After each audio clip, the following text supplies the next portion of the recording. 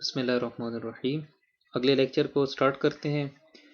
Slab आप लोगों ने डिटेल में समझ लिया, पढ़ लिया स्लैब को कि किस तरह से स्लैब का एनालिसिस होता है, डिज़ाइन होता है।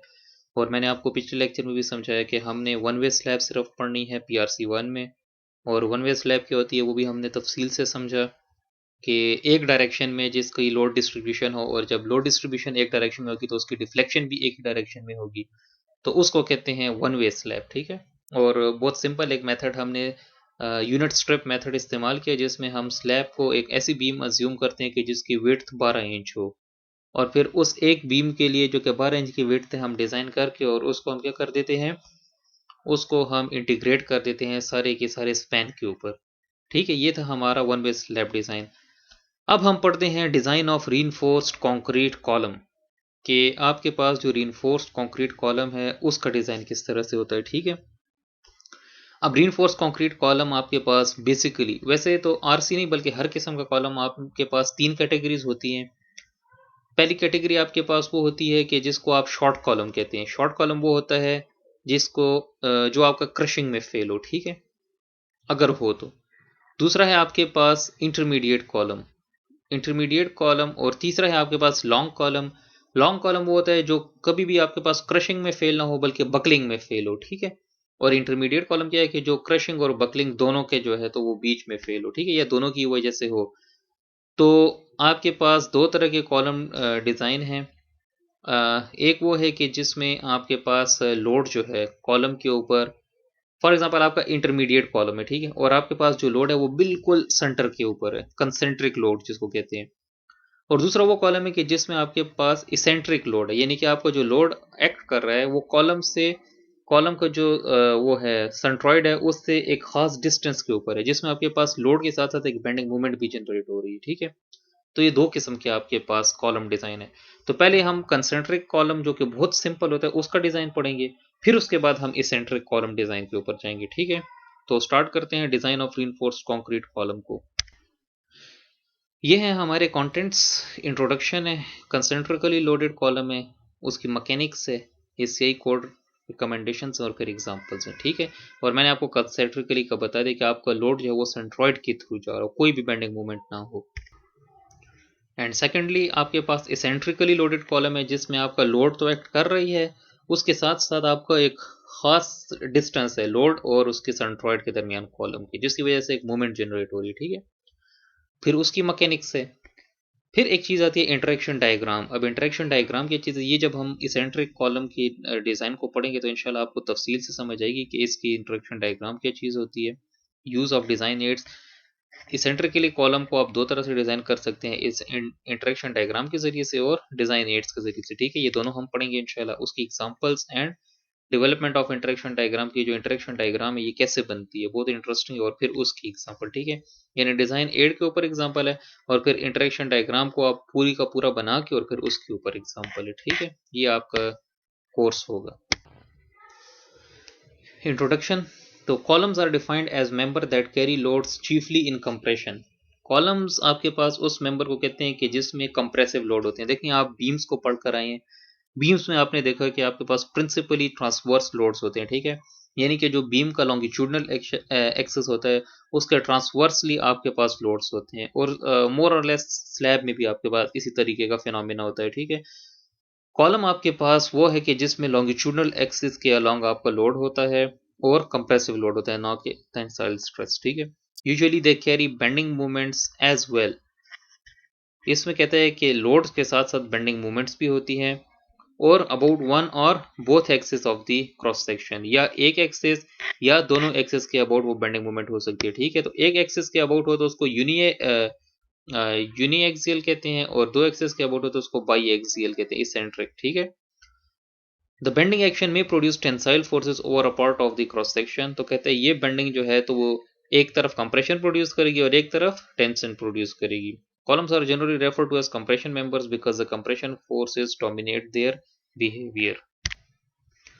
तो कंटिन्यू करते हैं इंट्रोडक्शन को ही, कि types of reinforced concrete columns according to the lateral reinforcement. अच्छा, यहाँ पे आपके पास एक टाइप है कि या आपके पास स्क्वायर कॉलम हो सकते हैं और या आपके पास सर्कुलर कॉलम हो सकते हैं। ठीक है।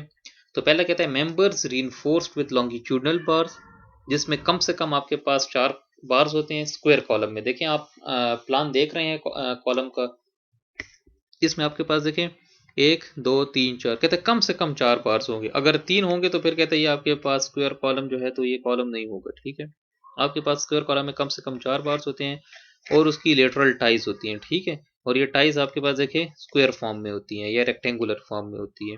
ये आपके पास एक टाइप है जो कि ये हमारे पास जो है ज्योमेट्री की उस पे बेस पर है। ठीक है, दूसरा है members enforce with longitudinal bars at least 6, कहते हैं जो आपके पास सर्कुलर कॉलम होता है उसमें आपके पास कम से कम 6 बार्स होते हैं लॉन्गिट्यूडनल। ये देखिए लॉन्गिट्यूडनल बार्स जो अलोंग दी लेंथ है, ये देखिए यहाँ पे जो ये आपको ये लंबे वाले लेंथ के अलोंग नजर आ रहे हैं। ठीक है, और कहते हैं इसमें कंटिन्यूअस स्पाइरल होते हैं, कहते हैं कि ये स्पाइरल इसके गिर्द कहते हैं कि इस तरह इस तरह इस तरह इस तरह ऊपर जा रहे हैं। ये नहीं है, देखिए स्टिरप्स में क्या है, सॉरी टाइज में आपके पास एक टाई आ गई, ये बस ये यहीं पे है इसके अराउंड, फिर दूसरी टाई यहाँ पे, फिर तीसरी टाई यहाँ पे, चौथी टाई यहाँ पे। जबकि इसमें क्या है, आपके पास वो जिस तरह आप धागा नहीं लपेटते किसी चीज के अराउंड, उसी तरह आप इसके अराउंड ऊपर जाते जा रहे हैं। ठीक है, तो ये मेन डिफरेंस है दोनों के दरमियान। एक में आप टाइज यूज करते हैं, दूसरे में आप स्पाइरल्स यूज करते हैं। टाइज वाले में आपके पास 4 लॉन्गिट्यूडनल बार्स होते हैं और स्पाइरल वाले में आपके पास कम से कम 6 होते हैं। ये ज्यादा हो सकते हैं, ठीक है, हम यहाँ पे कम से कम की बात करें। और अरेंजमेंट आपने देख ली है। अच्छा जी, तो पहले आपने पढ़ी on the basis of geometry, या हम उसको बोलते हैं on the basis of lateral reinforcement, ठीक है, जिसको हम टाइज और स्पाइरल बोलते हैं। दूसरा है आपके पास types of reinforced concrete columns according to loading, जो कि मैं आपको शुरू पे बता रहा था कि ये देखें, ये आपके पास जो लोड है, ये देखिए बिल्कुल कॉलम के सेंटर पे अप्लाई हो रहा है। देखिए ये इस कॉलम का क्या है, सेंट्रॉइड है। ठीक है, और ये लोड इसके बिल्कुल इसके थ्रू अप्लाई हो रहा है। तो ये क्या कहते हैं, इसको एक्सियली लोडेड कॉलम कहते हैं, कंसेंट्रिक कॉलम कहते हैं इसमें कोई सेंट्रिसिटी नहीं है। इसमें ये पूरे का पूरा कॉलम किस चीज में होगा, प्योर कंप्रेशन में होगा। तो कहते हैं कंसेंट्रिकली या एक्सियली लोडेड कॉलम है, इसमें कोई सेंट्रिसिटी नहीं है। Centre of gravity and centroid क्या कर रहे हैं, वो मैच कर रहे हैं। ठीक है, दूसरा है आपके पास इसेंट्रिकली लोडेड कॉलम। अब देखिए आपके पास सेंटर ऑफ ग्रेविटी या सेंट्रॉइड आपके पास ये है, ठीक है, ये पॉइंट है, और आपका देखिए लोड इस तरफ अप्लाई हो रहा है। ठीक है, अच्छा एक चीज देखिए कि ये सिर्फ एक डायरेक्शन में, मतलब अगर मैं इसको एक्स एक्सिस लूँ कॉलम को और इसको वाई एक्सिस, तो एक्स एक्सिस के अलॉन्ग तो इसका डिस्टेंस 0 है। ठीक है, एक्स एक्सिस के ऊपर वाई कर लाई कर रहा है, वाई एक्सिस से इसका एक खास डिफरेंस नजर आ रहा है आपको। ठीक है, डिस्टेंस नजर आ रहा है। तो ये कौन सा है, यूनिएक्सियली इसेंट्रिक कॉलम है। अगर ये पॉइंट इधर की बजाय इधर होता ना या इधर होता, तो फिर ये एक्स में भी होता और वाई में भी होता है। ठीक है, फिर इसको हम बाई एक्सियली एसेंट्रिक कॉलम कहते हैं। तो यूनिएक्सियली में आपके पास ये होता है कि आप एक एक्सिस के अबाउट बेंडिंग मोमेंट ले लेते हो और उसके लिए डिजाइन करते हो। बाई एक्सियली में क्या होता है, आप दोनों के अराउंड ले लेते हो, और जो आपके पास ज्यादा मूवमेंट होती है जाहिर है फिर आप उसके लिए डिजाइन करते हैं। ठीक है, तो ये आपके पास कंसेंट्रिक और इसेंट्रिक कॉलम का डिफरेंस है। अच्छा, ये एक डिफरेंस भी मैं आपको पहले समझा चुका हूँ कि हमारे पास जो कॉलम्स है, शॉर्ट कॉलम किसे कहते हैं, लॉन्ग कॉलम किसे कहते हैं। शॉर्ट कॉलम आपके पास क्रशिंग में फेल होता है, लॉन्ग कॉलम आपके पास बकलिंग में फेल होता है। अच्छा जी, तो फर्दर चलते हैं। अब और क्या क्या होता है कॉलम में, कहता है इसमें जो लॉन्गिट्यूडनल या मेन रीइंफोर्समेंट होती है, तो the main reinforcement in columns is longitudinal. जाहिर है जैसे बीम्स में भी आपके पास लॉन्गिट्यूडनल रीइंफोर्समेंट को ही मेन बार्स बोलते हैं, लेकिन वहां पे जो मेन बार्स होते हैं बीम में वो आपके पास फ्लक्चुरल रीइंफोर्समेंट के तौर पर यूज होते हैं। ठीक है, फ्लक्चुरल के लिए यहाँ पे क्या है, parallel to the direction of load. यहाँ पे आप उसको parallel to the direction of load लेते हो, जिस डायरेक्शन में आपका लोड हो रहा है ना, कंप्रेसिव जो प्राइमरी लोड आपका आ रहा है कंप्रेशन में, उसके लिए आप इसको यूज करते हो। ठीक है, जो फ्लक्चर होता है वो तो आपके ट्रांसवर्स लोड की वजह से जनरेट हो रहा होता है। They are provided to resist bending moment and to take the compression. ठीक है, जो आपके पास प्राइमरीली कंप्रेशन मेंबर है तो कंप्रेशन के लिए, और अगर आपके पास इसेंट्रिक कॉलम है जिसमें यूनिएक्सियल या बाई एक्सियल इसेंट्रिसिटी है, तो उसमें फिर आपके पास जो बेंडिंग मोमेंट जनरेट होगी उसके लिए भी आप इसको यूज करते हैं। अच्छा, यहाँ पे मैं आपको अभी से क्लियर कर दूं कि आप देखें ये इन चीज़ों पे कंफ्यूज ना हो। बेंडिंग मोमेंट पहले जो हम कॉलम डिजाइन पढ़ेंगे, जिस तरह के मैंने आपको इन उसमें भी बनाया कंटेंट्स में, पहले हम सिर्फ और सिर्फ कंसेंट्रिक कॉलम पढ़ेंगे जिसमें बेंडिंग मोमेंट 0 होती है। ठीक है, एक दफा आप सिर्फ कंप्रेशन के लिए कॉलम डिजाइन सीख लें, फिर जब आप इसको सीख लेंगे, एग्जांपल हम कर लेंगे, उसके ऊपर आप असाइनमेंट कर लेंगे, तो फिर हम बेंडिंग मोमेंट के ऊपर करेंगे। सही हो गया।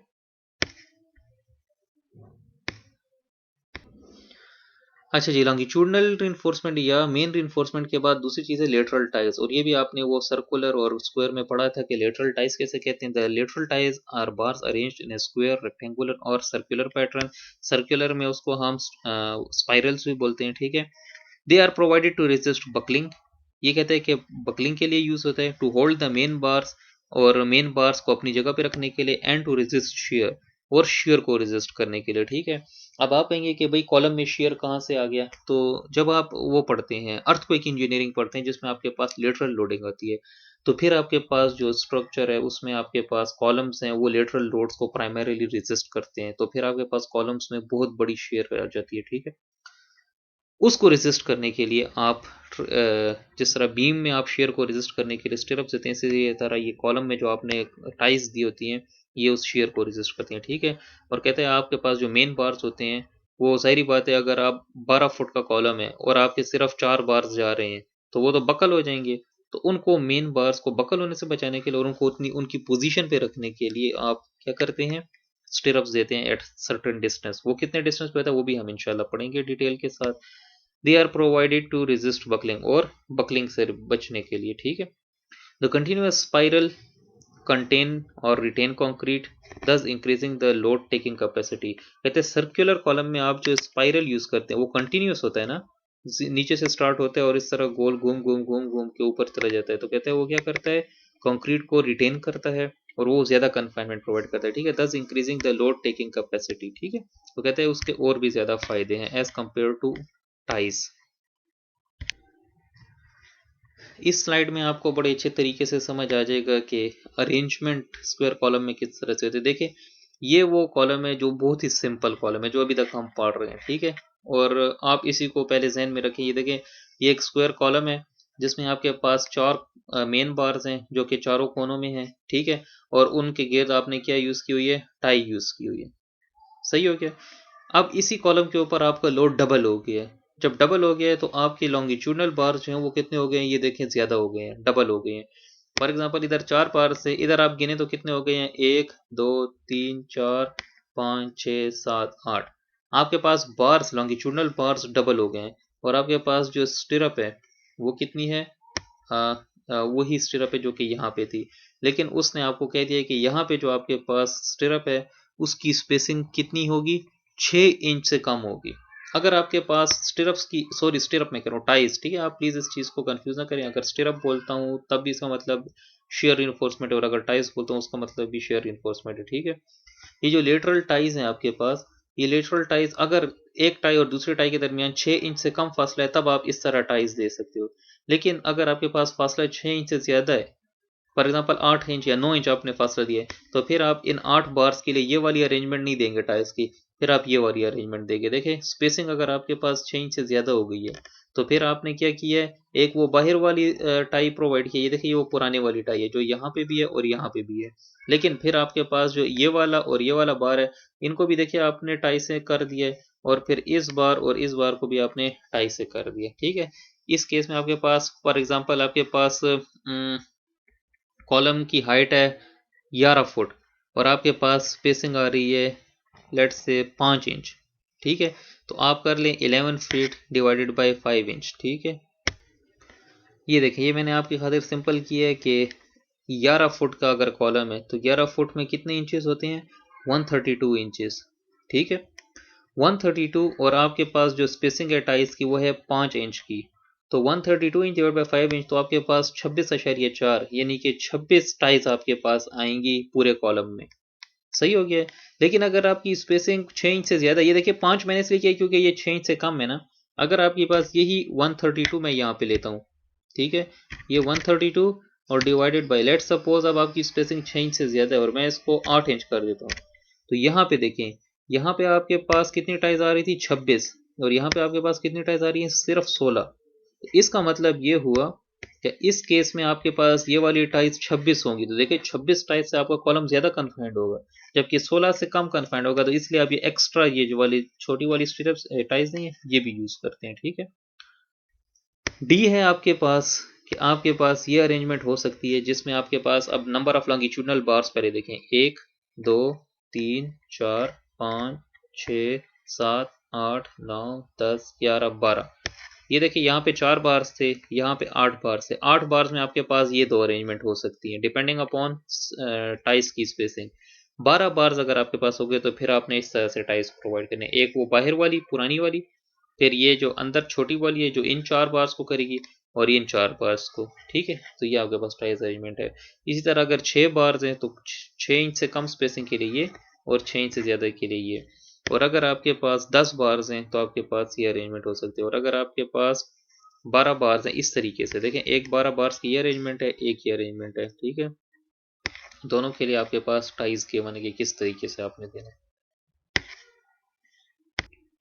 तो ये कुछ डिटेल थी। अब चलते हैं डिज़ाइन की तरफ और फोकस करते हैं कि कंसेंट्रिकली लोडेड कॉलम क्या होता है। ठीक है, बहुत सिंपल कॉलम है ये आप लोग समझ जाएं तो इसेंट्रिकली कॉलम आपके लिए फिर आसान हो जाएगा। अच्छा जी, तो मैकेनिक्स के ऊपर आते हैं। Uniaxially loaded column, sorry concentric column के ऊपर, यूनी एक्सियल के ऊपर अभी हमने किया। ठीक है, ये कंसेंट्रिक कॉलम है आपके पास।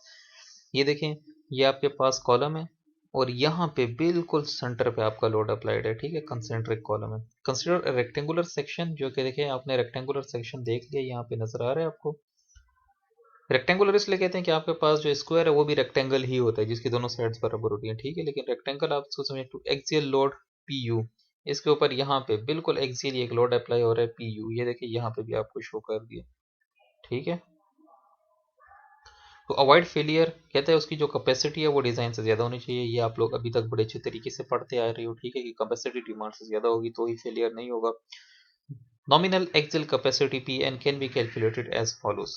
अब देखें, आपके पास ये आपके पास अरेंजमेंट है। ठीक है, इसको आप जहन में रखें। ये एक लाइन है आपके पास स्टील की, ये दूसरी लाइन है आपके पास स्टील की, और ये तीसरी लाइन है आपके पास स्टील की। है कि नहीं है? ये देखिए नीचे लिखा भी हुआ है। ये देखें, ये आप लोगों के लिए मैंने जूम किया इसको कि आपके पास फॉर एग्जांपल दो साइड्स हैं, एक है एच और दूसरी है बी। ठीक है, रेक्टेंगुलर में ये दोनों साइड्स डिफरेंट होंगी, स्क्वायर में ये दोनों साइड सेम होंगी। ये आपके पास देखिए लोड है जो कि बिल्कुल सेंट्रॉइड के थ्रू अप्लाई हो रहा है। ये लोड के इस तरफ जो आपके पास स्टील है उसको इसने AS1 का नाम दे दिया। और कितने बार्स हैं आपको नजर आ रहे हैं? 3 बार्स हैं। ठीक है, जो बिल्कुल लोड के एक्सेस के ऊपर है वो 2 बार्स हैं और उसको AS2 का नाम दिया, और जो राइट साइड पर है उसको उसने AS3 का नाम दिया। यहाँ पे भी 3 बार्स हैं आपके पास। आपको नजर आ रही है ये चीज़ बड़े अच्छे तरीके से। ठीक है, तो आप वो कहते हैं कि जब कैपेसिटी चेक करोगे तो ये तो कहते हैं आपके पास स्टील थी। ठीक है, स्टील के अलावा आपके पास देखिए कंक्रीट भी है। और देखिए ये पूरी की पूरी कंक्रीट या पूरे का पूरा सेक्शन किस चीज़ में है? कंप्रेशन में है। ये सारे के सारे कंप्रेसिव स्ट्रेसेस इसके ऊपर अप्लाई हो रहे हैं। और आपको बड़े अच्छे तरीके से पता है, बीम के अंदर आपने बहुत अच्छे तरीके से पढ़ा था कि इसकी हम कितना लेते होते हैं? 0.85 FC प्राइम। ठीक है, तो कहते हैं जो टोटल कैपेसिटी होगी इस कॉलम की वो क्या होगी कि आपके पास कंक्रीट की कैपेसिटी प्लस आपके पास इस स्टील की कैपेसिटी, इस स्टील की कैपेसिटी और इस स्टील की कैपेसिटी। तो CS1 CS2 CS3 ये तीनों कैपेसिटीज प्लस कंक्रीट की कैपेसिटी, तो ये चारों कैपेसिटीज मिल के आपके पास जो बायर की डिमांड है उसका मुकाबला करेंगी। ठीक है, तो ये देखें आप इक्वेशन कि आपके पास जो Pn है कैपेसिटी है वो किस चीज़ की इक्वल हो गई है? Capacity of concrete plus capacity of steel की फर्स्ट लेयर, स्टील की सेकंड लेयर और स्टील की थर्ड लेयर, और प्लस कंक्रीट। तो ये चारों मिलके आपके पास टोटल कैपेसिटी बना रही है। ठीक है, नाउ CS1 क्या है? तो AS1 मल्टीप्लाई बाय FS1 कि एरिया ऑफ स्टील कितना है और उसकी स्ट्रेंथ या उसमें स्ट्रेसेस कितने हैं। यही फार्मूला हम पीछे यूज करते थे ना, आपको याद होगा ASFY, याद है? तो वही FY की जगह FS1, क्योंकि हमें नहीं पता कि आपकी स्टील जो है वो यील्ड कर रही है कि नहीं कर रही। Similarly CS2 is equal to, जाहिर बात है एरिया डिफरेंट है, 2 बार्स हैं, AS2 FS2 AS3 FS3, और कंक्रीट की कैपेसिटी क्या है? 0.85 FC prime into area of concrete. तो एरिया ऑफ कंक्रीट हम क्या लेते होते हैं आपको याद है? B मल्टीप्लाई बाय, आप वहां पे लेते थे A, क्योंकि वो डेप्थ ऑफ कंप्रेशन ब्लॉक होती थी। लेकिन यहाँ पे आप कितनी लेंगे? आप फुल उसकी जो थिक सॉरी विड्थ है वो पूरी पूरी की पूरी लेंगे, क्योंकि यहाँ पे आप देखें आप कह रहे हैं कि आपका सारे का सारा सेक्शन किस चीज़ में है? कंप्रेशन में है। ठीक है, तो देखें AS1 into FS1 plus AS2 into FS2 plus AS3 into FS3 plus A C into F C is equal to P N. तो आपके पास ये कैपेसिटी हो जाएगी इस सेक्शन की, ठीक है। ये कंसेंट्रिकली लोडेड कॉलम है। तो मैकेनिक्स को ही कंटिन्यू करते हैं। आप लोगों को बड़े अच्छे तरीके से पता है, मैंने बहुत ज़्यादा डिटेल में आपको क्लास में समझाया था, और हमने बीम के डिज़ाइन में पढ़ा था कि the section will reach its axial capacity जब कंक्रीट में जो स्ट्रेन है वो कितना हो जाए 0.003। आपको याद है।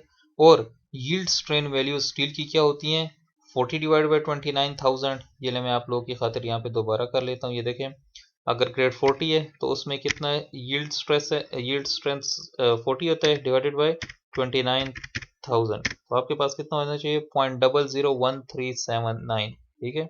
ये देखें 0.00138। और सिमिलरली आप 60 डिवाइड बाई 29,000 करें तो आपके पास आ जाएगा। तो इन यहाँ तक अगर पहुंच जाए तो आपका क्या हो जाएगा, कैपेसिटी को रीच कर जाएंगे। Therefore steel would have already yielded at 0.003 strain. क्या मतलब है इस लाइन का? इस लाइन का ये मतलब है कि देखें, आपकी जो स्टील है वो और उसके सराउंडिंग जो कंक्रीट है, ये सारे मिलकर आपका जो है तो वो कैपेसिटी बना रहे हैं, ठीक है।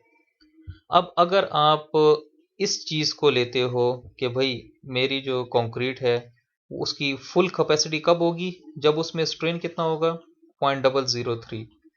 अब आप ये मानते हो कि हमने ये अज्यूम किया था, मैं आपको पहले भी समझाया था कि स्टील और कंक्रीट में क्या है, परफेक्ट कनेक्शन है। याद है आप लोगों को? परफेक्ट कनेक्शन का ये मतलब है कि जितना स्ट्रेन कंक्रीट में होगा उतना ही स्ट्रेन स्टील में होगा, ठीक है। तो अगर वो कहता है कि आपके पास स्टील कहाँ पे यील्ड हो रही है, फॉर एग्जाम्पल ग्रेड 40 की अगर बात करनी, वो ये तो छोटी वैल्यू है, 60 की बात करते हैं, ये बड़ी वैल्यू 0.002। आप कहते हैं यहाँ पे आपकी स्टील यील्ड कर रही है और कंक्रीट जो है वो 0.003 पर है। तो कहते हैं जब आप 0.003 पे पहुंचेंगे तो आपकी तो स्टील कब की यील्ड कर जाएगी। यही मतलब है ना इसका। ये देखें कि ये आपकी स्टील बहुत पहले यील्ड कर जाएगी, फिर आपकी कंक्रीट जो है वो कहाँ पे पहुंचेगी, फुल कैपेसिटी पे। और इसी को हम अंडर रीइंफोर्स बोलते हैं। आपको ये कॉन्सेप्ट याद है अंडर रीइंफोर्स में हमने क्यों पढ़ा था? Therefore, steel would have already yielded at 0.003 strain। और हम यही चाहते हैं कि हमारे पास डक्टाइल फेलियर हो, पहले स्टील हमारे पास यील्ड करे, उसके बाद कंक्रीट जो है तो वो फुल पहुंचे कैपेसिटी के ऊपर। हेंस आपके पास कहता है तीनों जो स्टील्स हैं FS1, FS2 और FS3 या FS4 जितने भी है वो सारे के सारे क्या हो जाएंगे, FY के इक्वल ले लेंगे। और ये आपके पास प्रॉब्लम और भी आसान हो गई है, FY आपको पता होता है। और एफ सी जो पिछली स्लाइड पे आपने लिया था वो किस चीज़ के इक्वल हो जाएगा 0.85 एफ सी प्राइम, ठीक है। तो आपके पास वो इक्वेशन बहुत सिंपल हो जाएगी। वो सिंपल कैसे हो जाएगी, कहता है कि लेट, देखो चूंकि सारे के सारे आपके पास जो स्ट्रेसेस हैं वो सेम हो गए हैं, तो कहते हैं अलग अलग स्टील के एरियाज की जरूरत ही खत्म हो गई है, क्योंकि सबके साथ आपने वाई मल्टीप्लाई करना है। तो कहते हैं इन सब को आप ए एस टी का नाम दे दो, आपके पास एक ही एरिया यूज होगा कि आपके कॉलम में कितनी स्टील है, ठीक है, ए एस टी।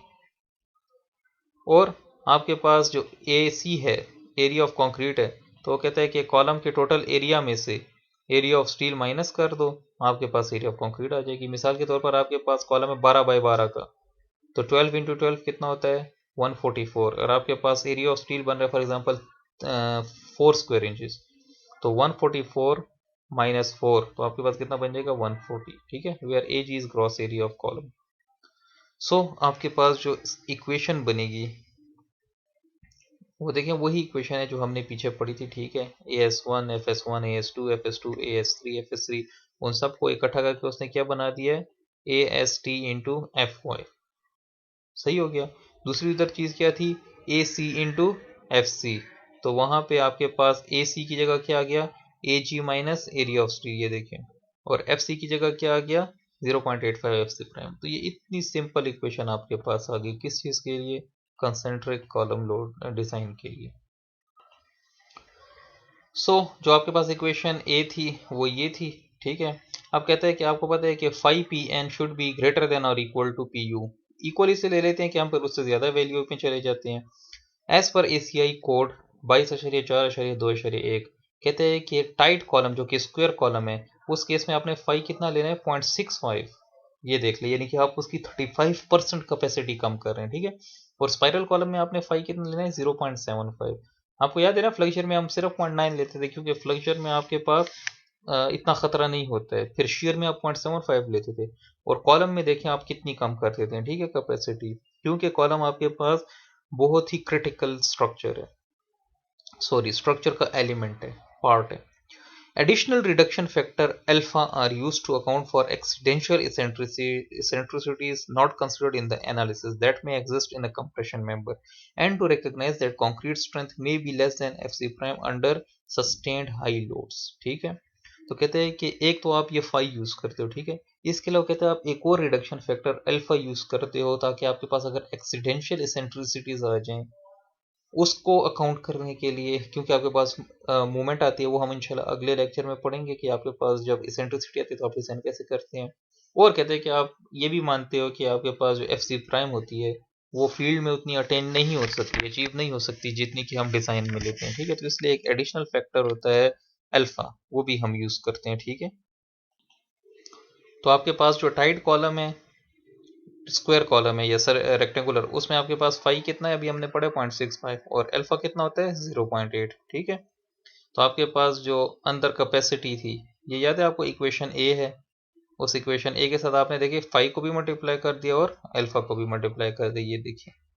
और जो आपके पास स्पाइरल कॉलम है उसके लिए फाई आपको पता है ना 0.75 है और अल्फा कितना है 0.85, तो ये देखें बाहर आपके पास ये वैल्यूज आ रही है और अंदर वही इक्वेशन ए, वहाँ पे आपके पास पी एन था, यहाँ पे पी यू आ गया क्योंकि फाई आपने साथ मल्टीप्लाई कर लिया, सही। तो ये आपके पास वो इक्वेशन है कि जो आप यूज़ करेंगे डिज़ाइन ऑफ कंसेंट्रिक कॉलम के लिए, अगर रेक्टेंगुलर है तो ये, और अगर स्क्वायर है तो ये वाली।